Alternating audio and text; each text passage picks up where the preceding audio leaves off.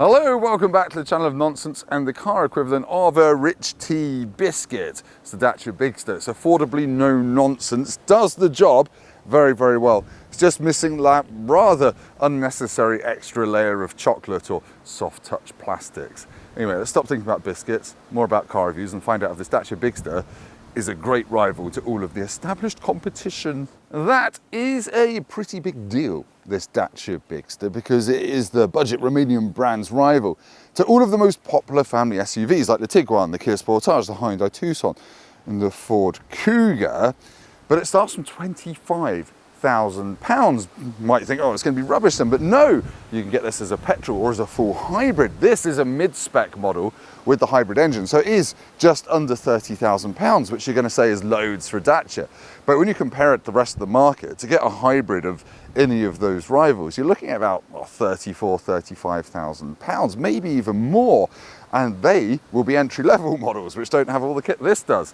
So in this video, I'm going to find out whether this is actually a real, proper, sensible buy that we haven't seen for a very long time from anyone else.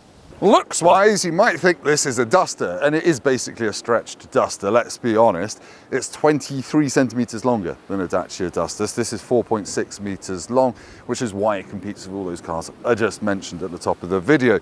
But yeah, it looks very similar. So you've got these Y-shaped daytime running lights, the white Dacia grille, which really stands out, and it just looks really rugged and off-road. And yes, there is a 4x4 version if you get the mild hybrid petrol with 130 horsepower. Otherwise, you've got another 1.2 mild hybrid with 140 horsepower and front-wheel drive, and this is a 155 horsepower full hybrid. Oh, the sun has come out to ruin my exposure, but hopefully you can see that it is sort of blue, it is a bit doomy and a bit, well, a bit grubby looking, because it is. You've got this very gentle power dome on top of the bonnet as well. But I think it looks boxy, it looks utilitarian, everything a Dacia should be. To me, this screams, fill me with children and spank me around a National Trust car park. It's a weird date, isn't it? Normally, you would expect the interior of a Dacia to have more hard, unremitting plastic than a lineup of Vladimir Putin Barbie dolls, but it's pretty good in here, purely because you've got a tiny bit of squidge here where your elbow goes, and likewise on the door there. But it's the tech that really elevates the Bigster's cabin. You've got digital dashboard in mid-spec models upwards. You've got a smaller one in the entry level, so probably avoid that. Now, I had the Renault 5 last week, and that infotainment system there, and that digital dashboard, is straight from the Renault 5, that hot property that everyone wants to buy. So it's got wireless CarPlay and Android Auto. It is really good. It doesn't have the built-in Google-ness of the Renault 5, but that's okay. You've got heated seats, you've got heated steering wheel, you've got a wireless phone charger, 2 USB-Cs. You have got physical climate controls, praise the Lord, so you don't have to use the touch screen. And you've got the button over there to turn off the driver assistance systems. You've got, well, this is a bit annoying actually, you've got this little plastic bit here. And if you drop anything in, like if I want to get that little parking ticket from the airport, look, I've got it, and now I'm a prisoner. Yes, that's stuck on my hand. In here you have got just a big black hole. Any real disappointment is the glove box is a pathetic half-width attempt, but it is quite deep, and you've got big door bins. No cloth or anything, which would have been nice from the Sandero, but you've got this sort of, where's those 3D printed material across there, which is in a different shade of silver. Yeah, so good. I really like it. Cloth seats, nice and comfortable. Honestly, not much to dislike about the Bigster's cabin. In fact, a lot to like. No haptic nonsense either. If my grandmother had wheels, she would be a bicycle, and if a family SUV had crap rear seat space, it would be a Ford Puma. But look at this, rear seat space is pretty blooming good. I'm 6'3", that's my driving position. I've got loads of knee room, loads of foot room, and loads of headroom thanks to this boxy shape. Got 2 USB-Cs down there, plus the weird little clip-to-clip rattly bits of plastic Dacia cup holder stuff onto. A little hump in the middle of the floor, but it's not too egregious. And the middle seat's actually nice and wide, and you've got 3 3-point seat belts. Easy to access Isofix behind quite chunky zips, not the little crappy ones you get in Stellantis cars. I really like it. That's not exactly charming, but whatever. My kids have already kicked the bejesus out of it, and it's nice and wiped clean. It's not soft at all. You've got quite skinny little door bins that are good for bags of Haribo, but not big bottles of water.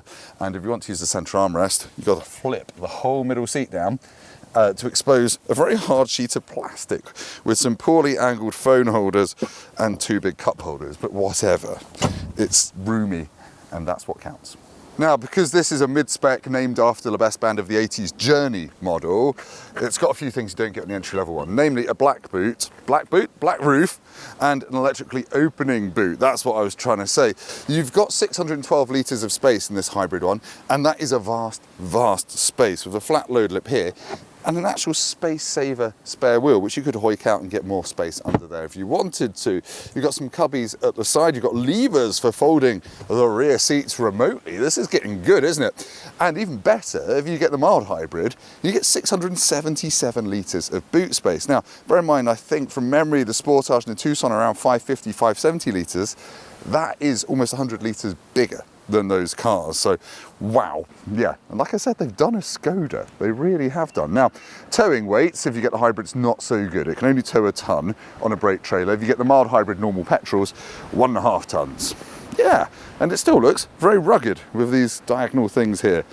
Possibly a hazard warning thing. Should point out, you've got rear parking sensors. You've also got a 360 camera on this one.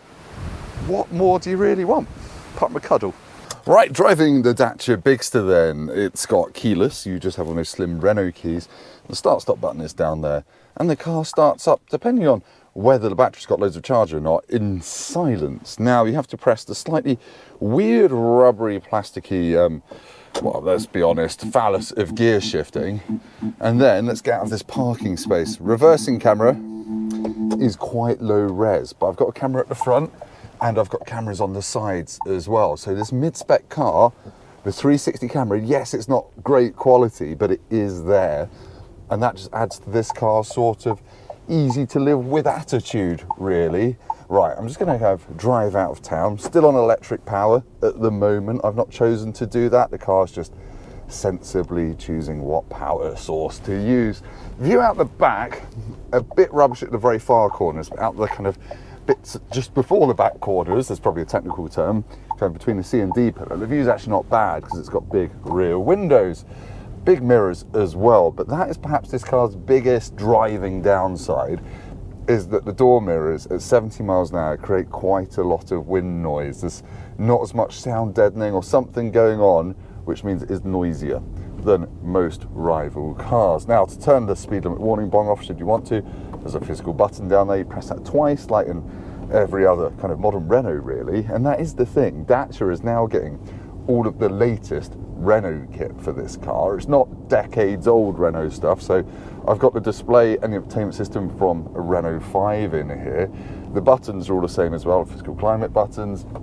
But this hybrid engine, this 155 horsepower, 1.8 litre petrol, 4 cylinders, is possibly the star of the show. Yeah, it can be a little bit growly and a little bit loud when you really boot it, but the efficiency is just ridiculous. I've been driving this on motorways around town and I've averaged 54 mpg, and that's with properly booting it at times as well. I think you'll easily get this closer to 58, 59 miles per gallon, which for a big family SUV powered by petrol is really quite something. Right, safety. Usually a downside in a Dacia is you don't get a 5-star Euro NCAP safety rating, and that's no different in the Bigster. It's got a 3-star one, but that's really because the car is probably perfectly safe. It just doesn't have the latest safety whiz-bang technology that Euro NCAP awards extra stars for. So yeah, you pays your money, you takes your choice on that front. But to drive, this leagues ahead of how Dacias used to be. For a start, the steering actually just feels connected to the front wheels rather than some vague slurry pot in the front axle. So it goes where you want it to go. The ride is a little bit firm, but it's bearable. It's not super stiff and sporty. It just crashes occasionally over potholes and cracks in the road. Obviously, it's not a sports car. When you turn to a corner, there's a bit of body roll, but actually not as much as you might think for an affordable car. And I'm happy to do air quotes there because people say £30,000 is expensive, and it is probably for a Dacia. But I think this car is kind of more than the sum of its parts, because it's just got everything you really need in a car, nothing you don't. It's got the latest tech in it. It's super efficient, easy to drive, easy to live with, and you only need a mid-spec one to get all of that, which is really good work. In the face of Chinese competition, I think Dacia is one of the few European brands that's going to be able to match up. yes, you have to accept some of that. But anyway, sounds like I'm doing a conclusion. I'm not. I don't think I've listed any dynamic faults with this car, really, other than the slightly rorty-torty engine. Actually, just before we go back for conclusion, I haven't talked about the engine choice or performance. You can get a 1.2 litre mild hybrid petrol with 140 horsepower, or 130 if you get the four-wheel drive option. That does 0 to 62 in 9.8 seconds. This hybrid is a 4-cylinder, the others are a 3-cylinder, and this does 0 to 62 in 9.7 seconds. They're almost exactly the same speed, but I think the MPGs will be worlds apart, massively in favour of the hybrid. Now it's conclusion time. We got there. Okay, to sum up my thoughts on the Bigster, I have to say, I think its biggest accolade is that it's the least Dacia I've ever Dacia'd in, because I'm not having to make any excuses for it with the caveat that it's cheap. Other than some hard interior plastics, I've just done one, it's a really good, easy to recommend all-round daily family car. It's stupidly efficient. Dacia's now getting all the latest Renault techs, the infotainment and digital screen, it's all whiz-bang, it all works very well, and it's well integrated into the car. It's comfortable. It's, as I've said, efficient. There's loads of room in it. It's got a huge boot that outclasses most of its more expensive rivals. It feels like they're doing a Skoda, basically, which is a very good thing in my book. £30,000 for a very efficient big family SUV these days might sound expensive, but actually when you compare it to the rest of the market, it's £8,000 or so less than some of its similarly spec'd rivals. It's just whether you could say I've got a Dacia, but I think it's a cool thing. It's rugged, it's hard wearing, and if you've got a family like mine that likes to beat the crap out of cars, that's a very good thing. But anyway, I'm about to get blown away. You probably can't hear me. I'm going to give it 9 Tim Roadies out of 10. What a really cool, sensible, well-equipped thing. If you like this video, please hit like. Go down to the comments, leave me the Romanian word for I've got so much space in the back, and subscribe to the channel, etc., etc. And I'll see you next time, and I won't be getting blown away next to a field of cows.